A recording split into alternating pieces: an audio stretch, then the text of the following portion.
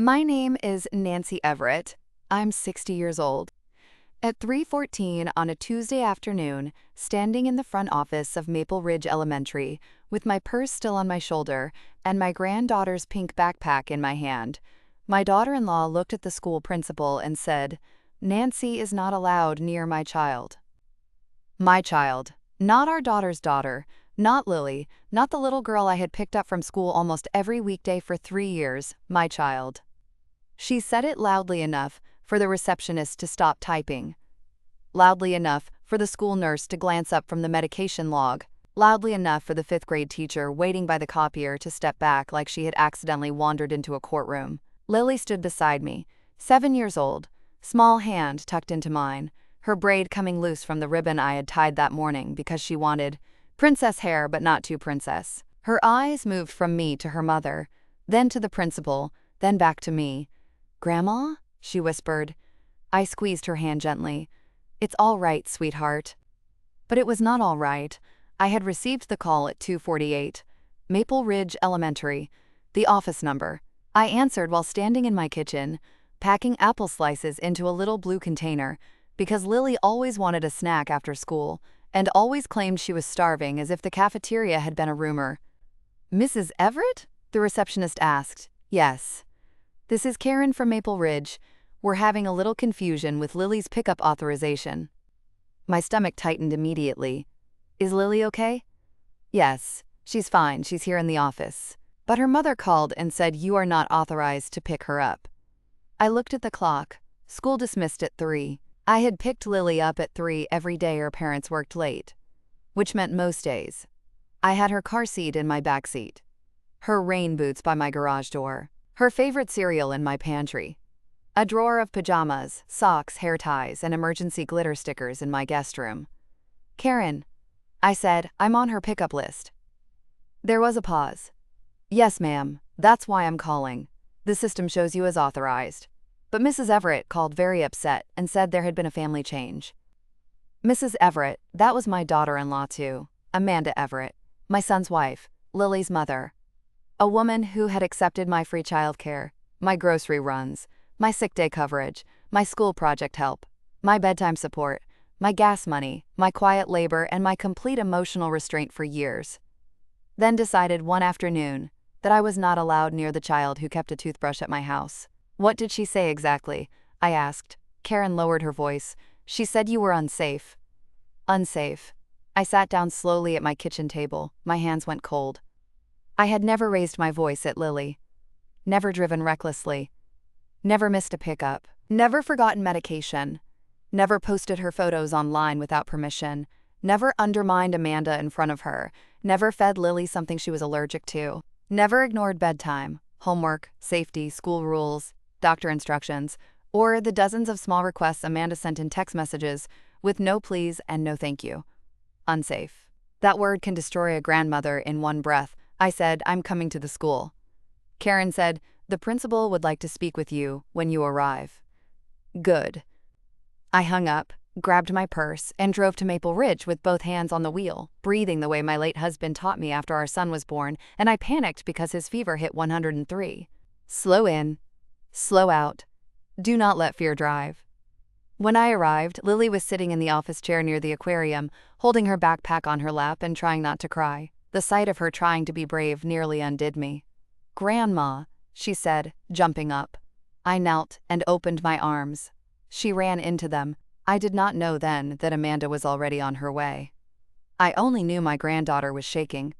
Principal Margaret Cole came out of her office a moment later. She was a composed woman in her 50s, with reading glasses on a chain, and the calm authority of someone who had handled everything from lice outbreaks to custody disputes to cafeteria milk explosions without losing her voice. "Mrs. Everett," she said. "Nancy, please." "Of course. Why don't we step into my office?" Before we could, the front door opened hard enough to hit the wall bumper. Amanda walked in wearing black leggings, a cream sweater, oversized sunglasses pushed into her hair, and the expression of a woman who had mistaken volume for truth. "There she is," Amanda said. Lily tightened her arms around my waist. Amanda pointed at me. "I told you on the phone. Nancy is not allowed near my daughter." Principal Cole turned. "Mrs. Everett, please lower your voice." Amanda laughed once. I'm her mother. I don't have to lower anything when someone is trying to take my child. Take. Another word thrown like gasoline. I stood slowly. Amanda, no one is trying to take Lily. She ignored me and looked at Principal Cole. I want her removed from the pickup list immediately. Principal Cole's face stayed calm. We can review Lily's emergency contact and pickup authorization form together. Amanda crossed her arms. I filled it out. I know what it says. The principal opened a folder from the counter. Yes, she said, you did fill it out. She slid the form onto the desk between us. At the top was Lily's name. Lily Grace Everett. Second grade. Primary parent, Amanda Everett. Secondary parent, Brian Everett. Emergency contacts, authorized for pickup. 1. Nancy Everett. Grandmother, may pick up daily. Authorized for medical emergency decisions if parents unreachable. 2. Patricia Lane, maternal aunt. 3. Daniel Brooks, family friend. Under special notes, in Amanda's own handwriting, Nancy Everett is primary after-school caregiver, Monday through Friday. Lily may be released to her without additional phone confirmation. Principal Cole looked at Amanda. This form was updated by you on August 12th and signed by both parents. Amanda's face changed. Not much. But enough.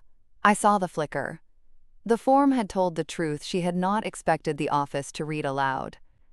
Principal Cole continued, we cannot remove an authorized caregiver from school records based on a verbal accusation made during dismissal without documentation, especially when that caregiver is listed as primary after-school support. Amanda's cheeks flushed. I'm her mother. Yes, Principal Cole said, and we will follow proper procedure to ensure Lily's safety, including documenting today's concern. Documenting. Amanda did not like that word. I did. Because for 3 years, the truth of my caregiving had lived mostly in invisible places. Text messages. Pickup lines. Snack containers. Homework folders. Fever nights. Lost library books.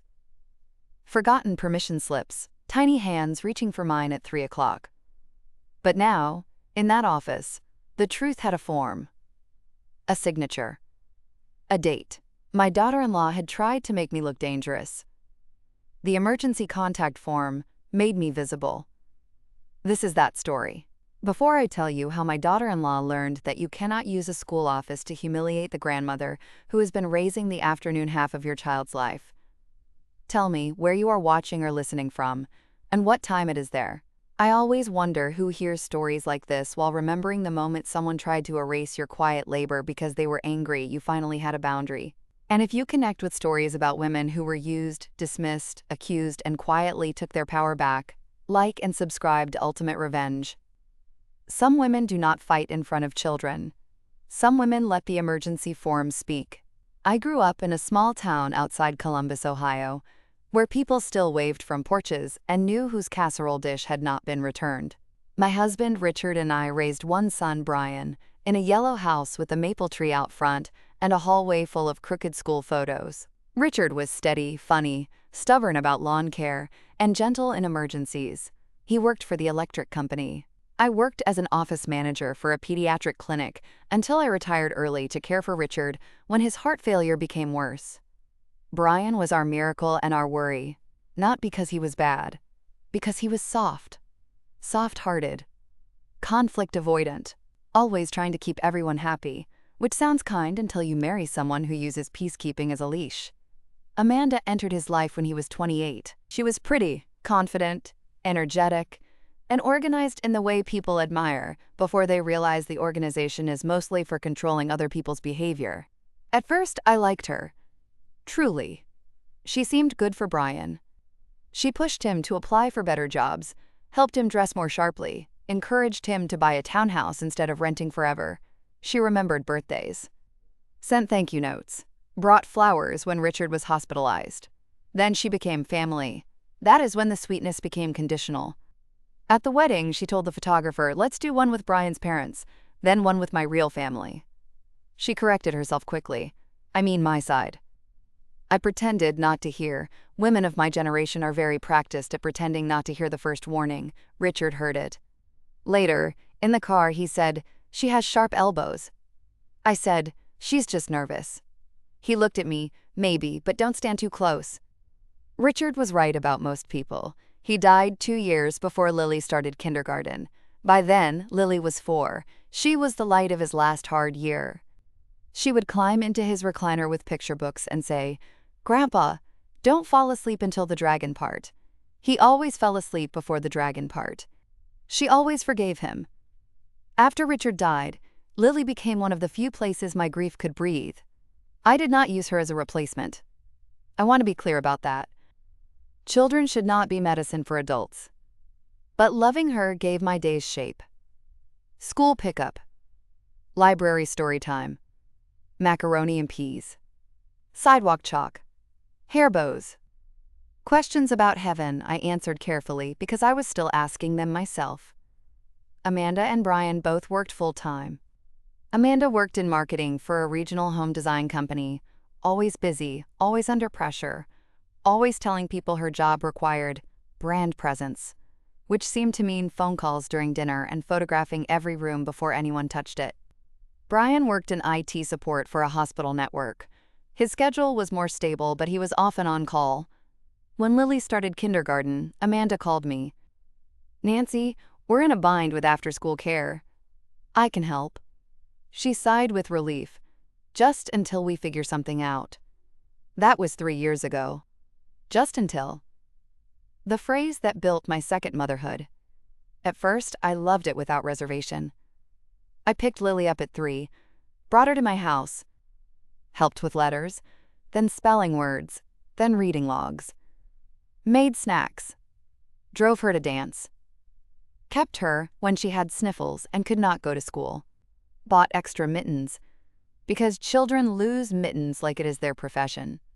I learned which classmates made her anxious, which teacher used too many worksheets, which cafeteria lunch she hated, which library books she wanted renewed. Amanda sent instructions. So many instructions. No juice after 4, no screen time except educational, no glitter glue without a mat, no nail polish on school nights, no braids too tight, no ponytails too loose, no telling Lily she could quit dance even if she cried, no buying clothes without checking sizes, no letting her wear the unicorn boots with the blue dress, no photos online, no snacks with red dye, no grandma surprises without asking. I followed most of them. Some were reasonable, some were ridiculous. I did not argue because the privilege of caring for a grandchild can make you accept things you would never accept for yourself. The symbolic object in this story was Lily's pink backpack. It had tiny embroidered strawberries on the front pocket and a zipper pull shaped like a cloud. I bought it before 1st grade because Amanda said Lily did not need a new backpack, and Lily cried quietly in my car because her old one had a broken strap and a juice stain shaped like Florida. I texted Amanda first, "Lily's backpack strap is breaking. May I buy her a new one for school?" Amanda replied, "If you must, nothing tacky." Lily chose the strawberry backpack. Amanda said it was a bit childish. Lily was 6. I bought it anyway. Every afternoon, that backpack carried the evidence of her little life.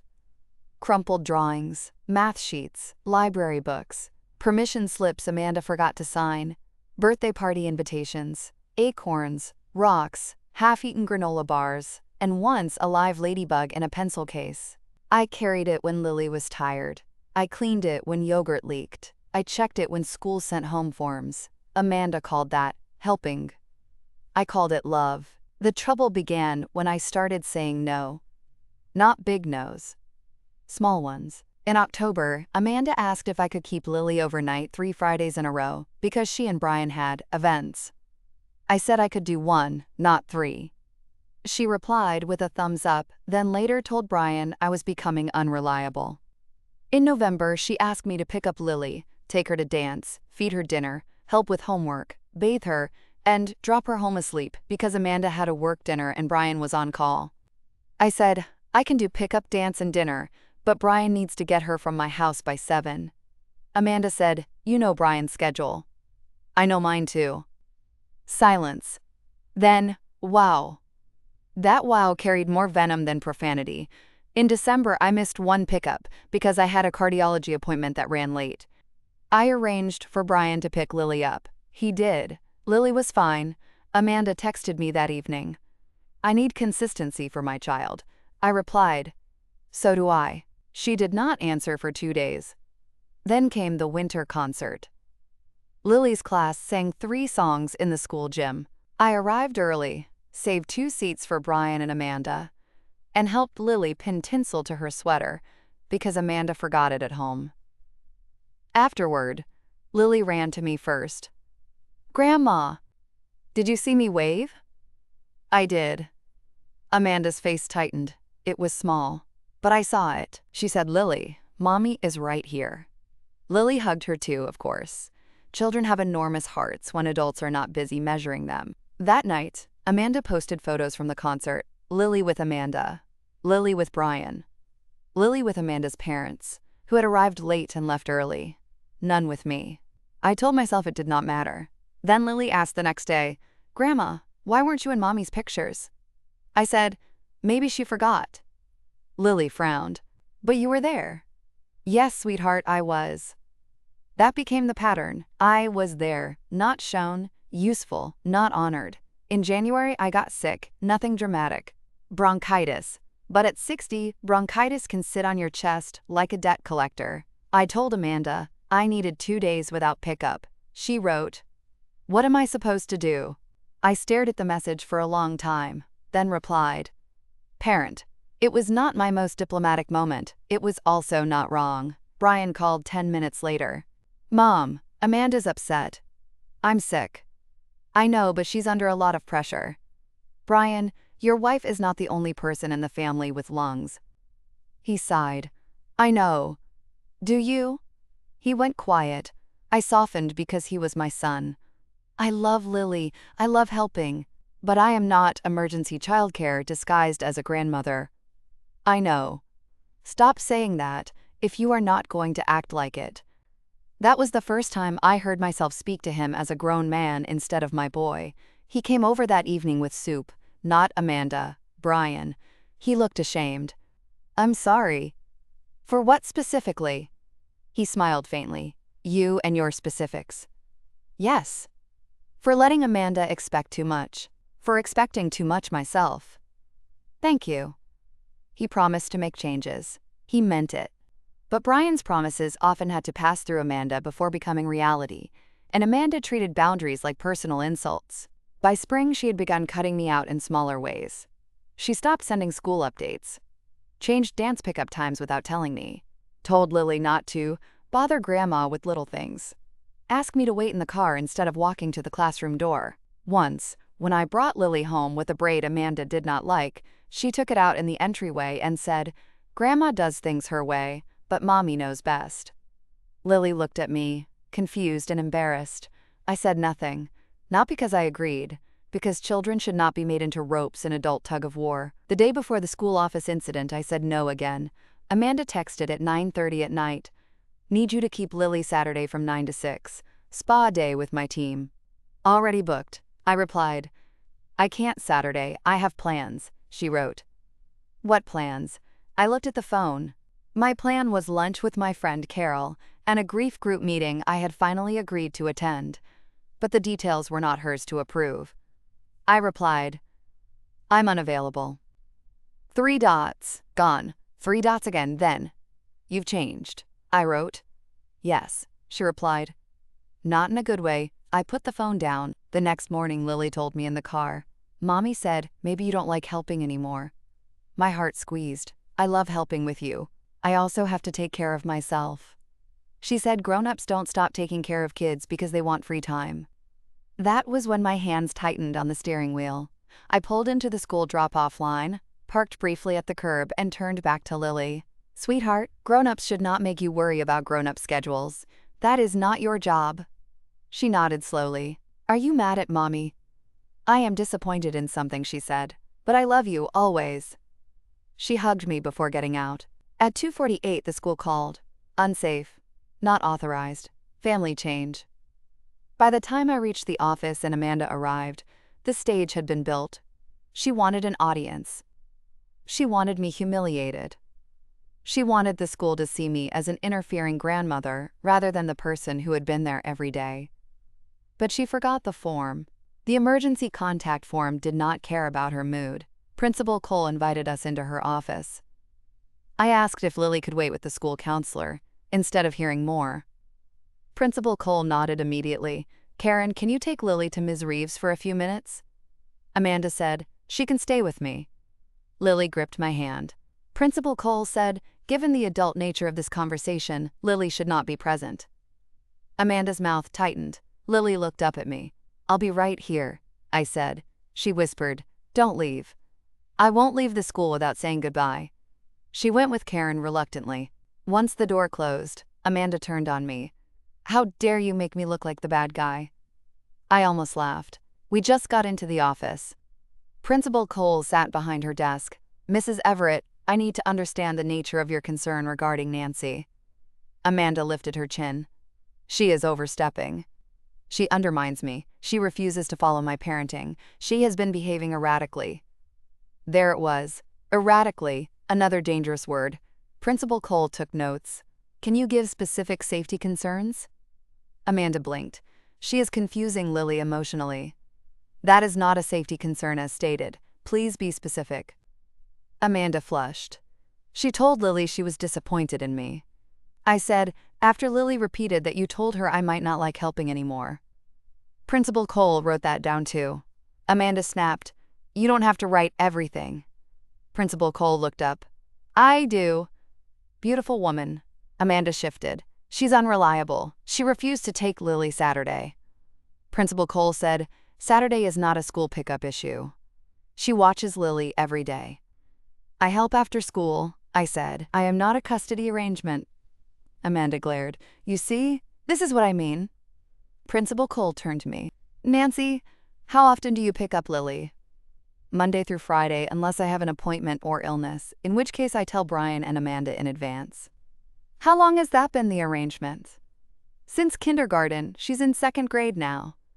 Principal Cole reviewed the form again. "This matches the notes." Amanda crossed her arms. "I want her removed." "We need either updated documentation from both custodial parents or a legal order if there is a dispute between parents." As of now, both parents signed this form authorizing Nancy as daily caregiver. If you wish to change it, we can send a form home for both parents. Amanda's face tightened.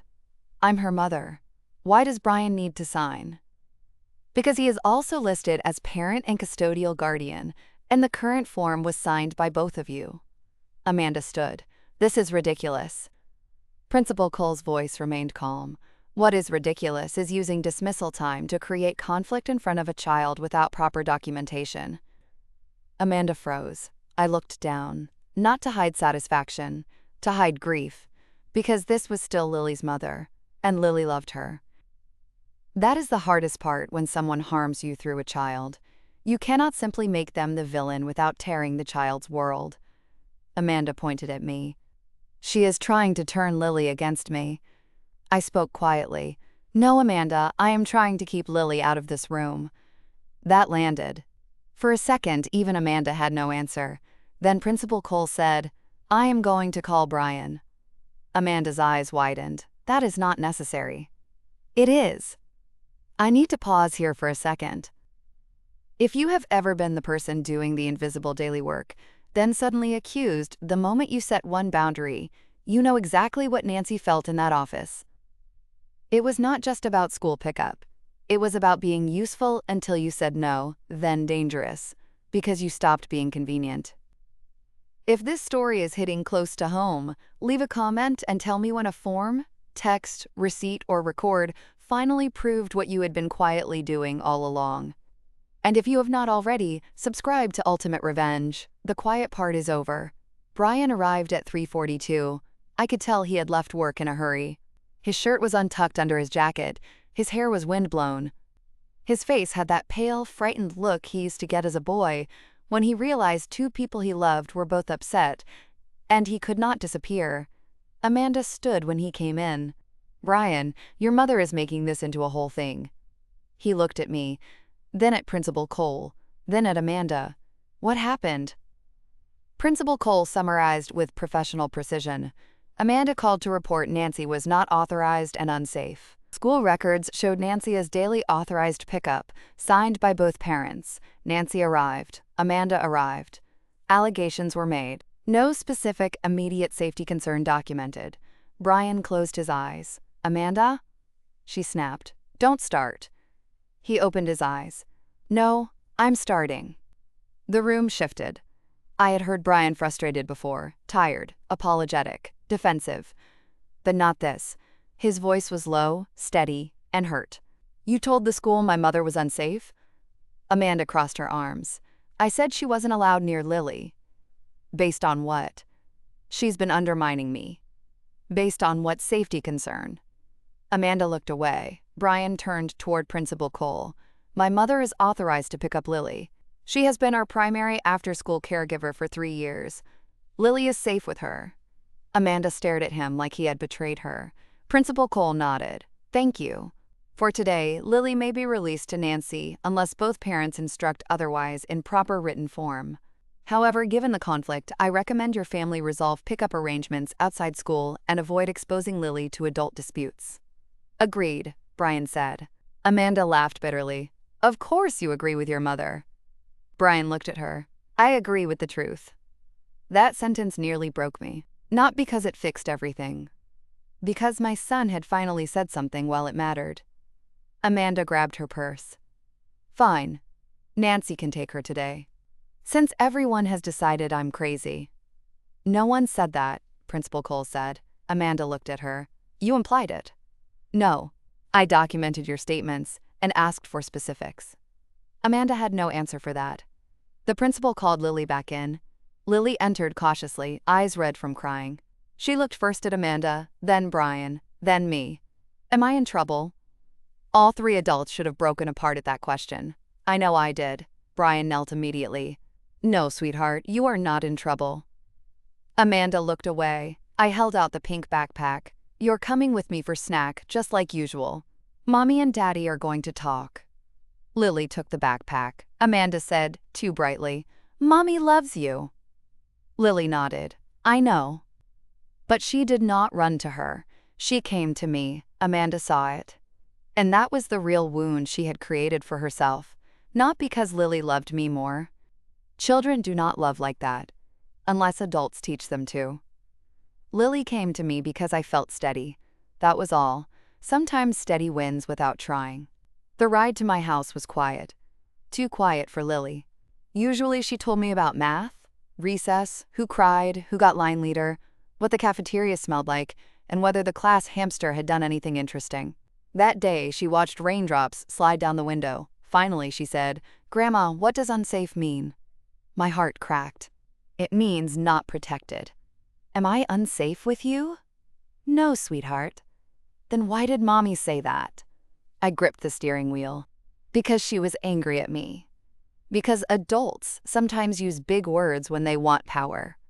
Because your mother is scared of losing control and put that fear on you. I said none of that. I said, sometimes grown-ups say the wrong word when they have big feelings.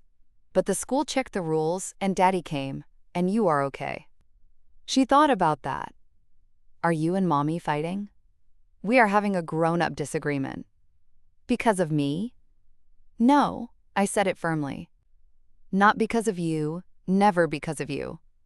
She nodded, then whispered, I don't like the office. Me neither. Can we have apple slices? Yes. With peanut butter?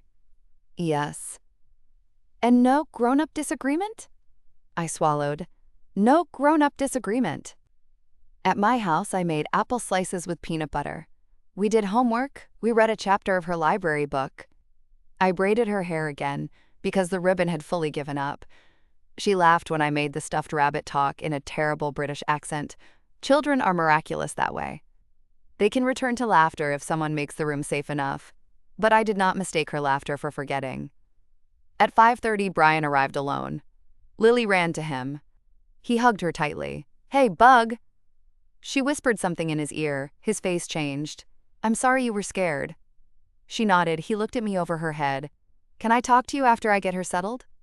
Yes. He took Lily home. At 7:15 he came back, alone. He stood in my kitchen, looking at the little blue snack container drying beside the sink, the school papers on the counter, the spare hair ribbons near the fruit bowl. The evidence of daily love. "Mom," he said, voice rough, "I'm sorry." I leaned against the counter. "For what specifically?" He gave a sad little laugh. "I knew you'd ask that." "Yes." He nodded. "For letting Amanda treat your help like something owed. For not stopping the comments. For letting Lily be put in the middle today. For not putting clear childcare boundaries in writing. For making you carry too much because it was easier than confronting my wife." My eyes filled. "Thank you." He sat at the table. "Amanda is furious." I assumed. "She says you're trying to replace her." "I am not Lily's mother." "I know." "Do you?" He looked at me. "Yes. But I think Amanda doesn't feel like she knows." That was the first thing he said that was both compassionate and honest. I sat across from him. "Brian, I have never wanted Amanda's place. I want my own place respected." "I know. Your daughter should not hear that I am unsafe because I cannot babysit on demand." He covered his face. "I know. You need childcare that is not just me." He lowered his hands. "We can't afford full-time aftercare right now."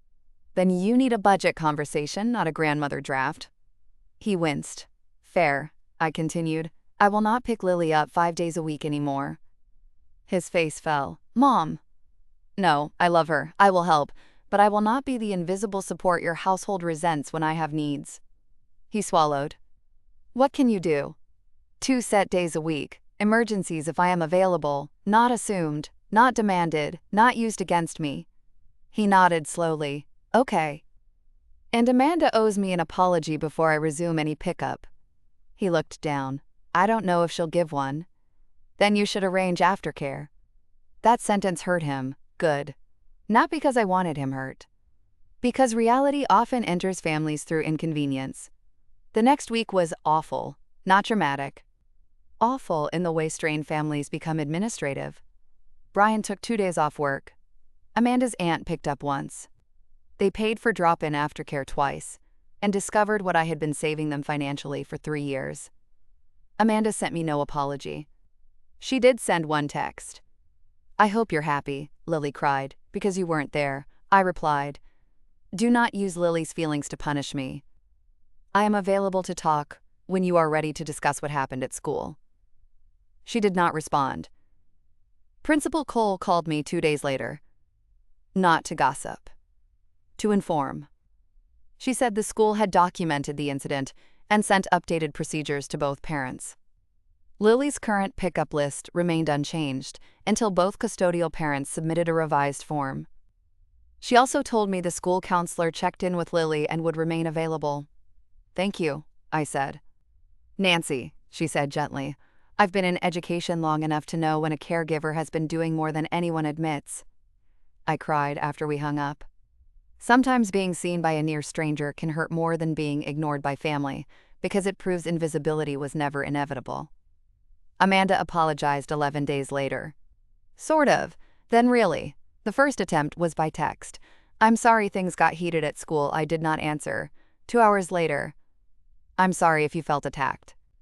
Still no answer. That evening Brian called. "She wants to come over." "Does she?" "She says yes." "Do you believe her?" Long pause. "I think she knows she has to." "Not good enough." He sighed. "I'll tell her." The next day, Amanda came to my house at 10 in the morning. Brian drove her but stayed in the car after I requested to speak with her alone unless she felt unsafe. That wording was deliberate. She noticed. She stood on my porch holding a coffee she did not drink. "Can I come in?" "Yes." We sat in the living room. She looked around at Lily's drawings on my refrigerator, the basket of library books, the little shoes by the back door from last weekend. "I didn't realize how much of her life was here," Amanda said. I said nothing. She looked at me. I was jealous. That surprised me. Of what? Of how easy it is with you. "It is not easy. It is consistent."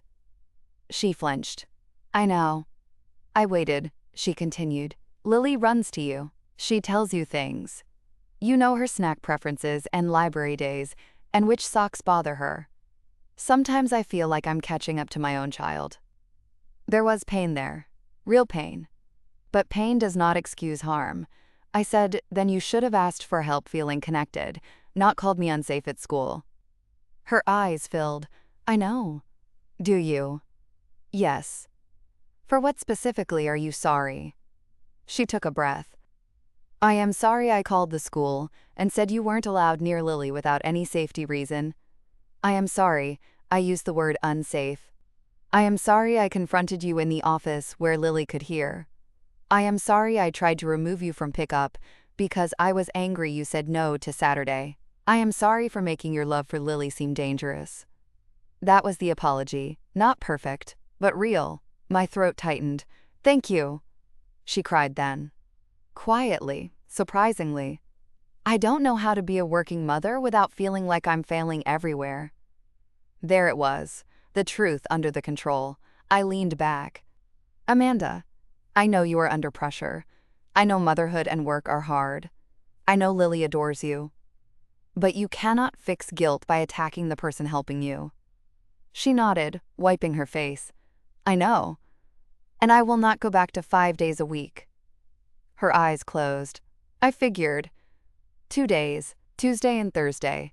Emergencies if I can. You and Brian need aftercare, a sitter, or adjusted schedules.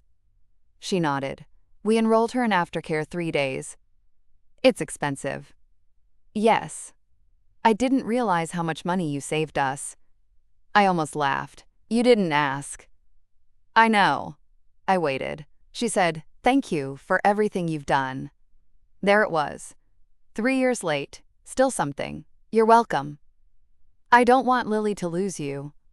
She won't, unless adults make that impossible. Amanda nodded. I'll do better. Good. And Amanda? She looked up. If you ever use a school, doctor, coach, or any official setting to make a false accusation against me again, I will document it and step back completely. Her face paled. I understand. I hope so. We did not hug, not because I wanted to punish her, because not every apology earns immediate closeness. Sometimes the healthiest thing after an apology is distance with rules. I need to pause here for a second. If you have ever been accused by someone who depended on you, you know how complicated forgiveness can feel.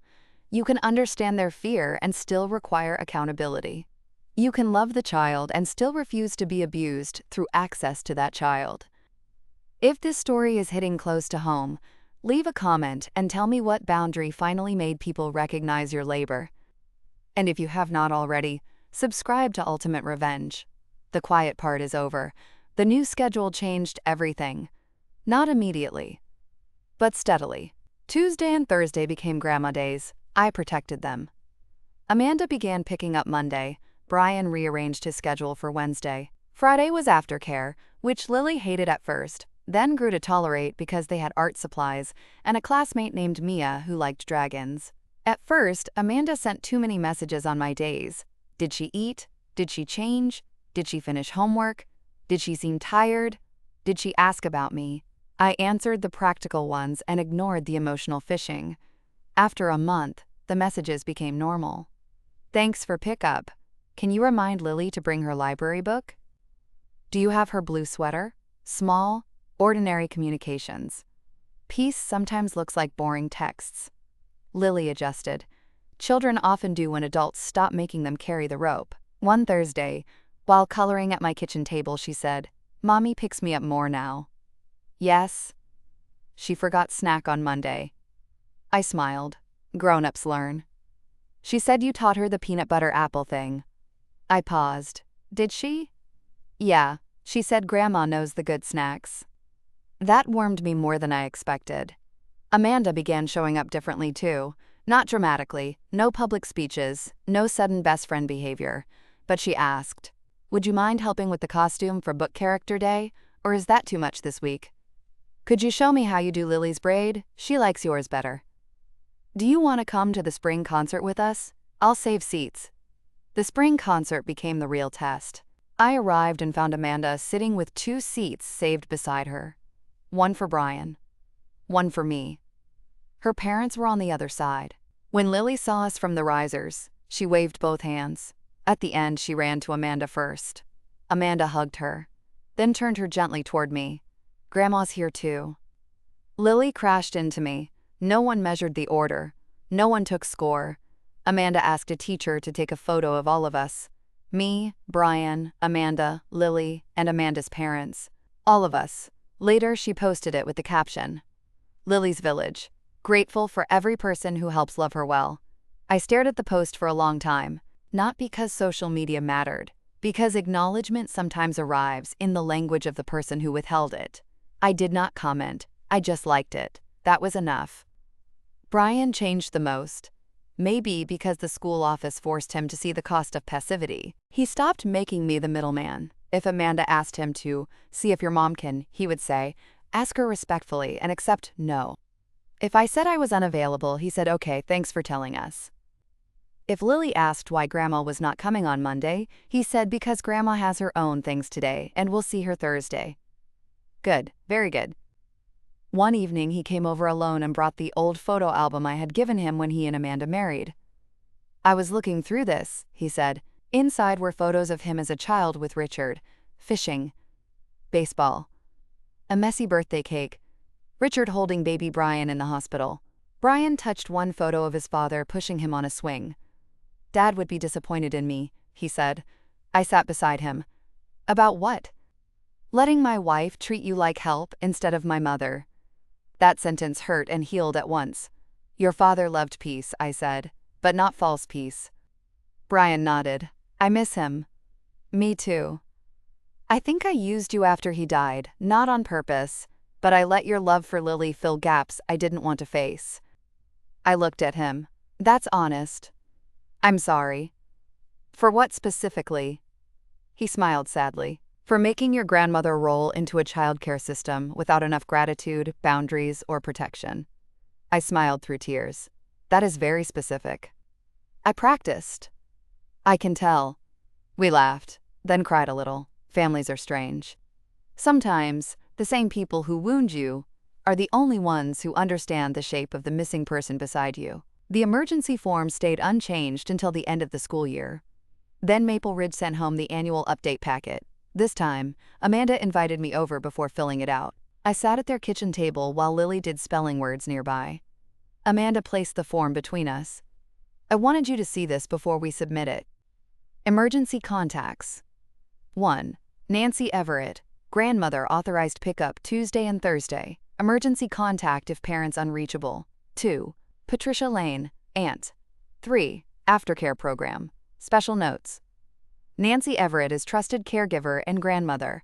Please contact parents for any schedule changes. Trusted caregiver.